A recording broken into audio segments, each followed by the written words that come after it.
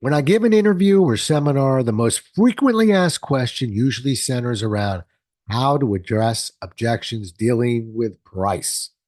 Specifically, what do you do when somebody says it costs too much? Let's have ourselves a pocket sized pep talk, and I'll teach you that the answer can be found in a three-letter acronym, which I'll be happy to share with you. Hang tight. A Pocket Sized Pep Talk, the podcast that can help energize your business and your life with a quick, inspiring message. Now, here's your host, Rob Jollis. It's human nature to look at any solution, particularly a premium price solution, balk at its cost. First glance, who wants to buy a premium price product when there's another one that costs far less sitting right next to it? You don't have to go any further than your mailbox to get the answer to that question. Go online or to your local hardware store and price out mailboxes. If you do, you'll see a number of mailboxes, many of which will run you between $15 to $30. They look terrific, and as many of them are plastic, you won't even have to worry about them rusting. And then there are a few others.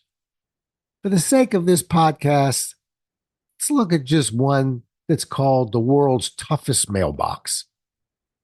First glance, looks a whole lot like the other mailboxes. But along with its mounting bracket, it costs about 10 times as much as the other mailboxes. When they call something the world's toughest mailbox, they aren't kidding around.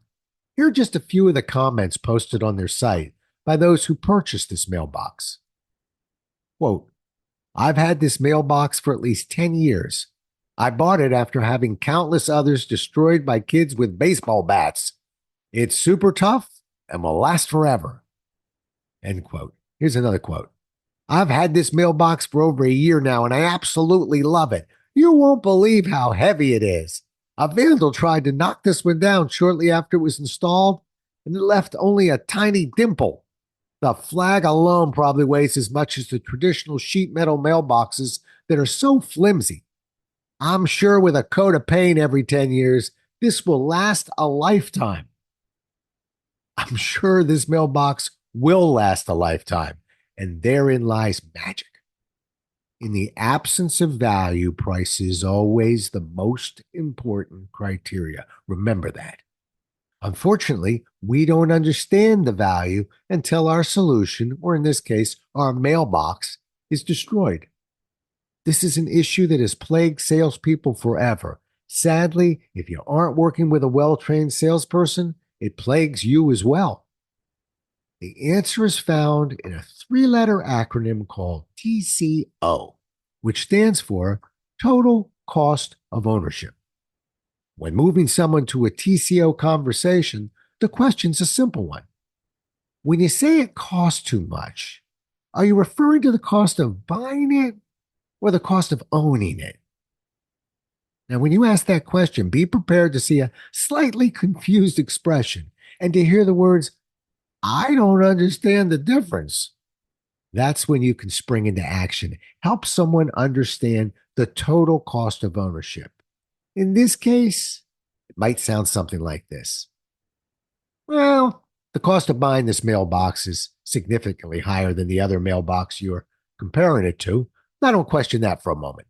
But the cost of owning this mailbox involves all the numbers associated with this purchase.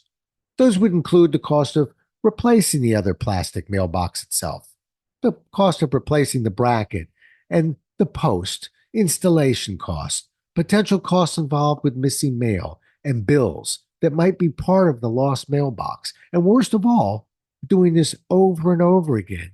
You see, when you add all the numbers associated with the purchase of this mailbox, the world's toughest mailbox will be far less to own than the other mailbox you're looking at. Isn't that what you're looking to accomplish with this purchase decision? For those who are objecting to price, the key is to get them to look at the total picture of the solution that they're considering. It doesn't matter if it's a tangible or intangible solution. Over the past 25 years, I've taught many clients to use the TCO concept, including doctors, lawyers, and even hostage negotiators. Over and over again, I've seen how the TCO can help others to look past the present and into the future with all kinds of scenarios. Cost is an objection that should not surprise anyone, and being distracted from considering total costs is the norm, not the exception. The concept of TCO is one major reason why premium companies like Xerox and Apple survive. If you sell premium price solutions, it comes with the territory and should be expected. And so should a friendly reminder to your clients that you get what you pay for.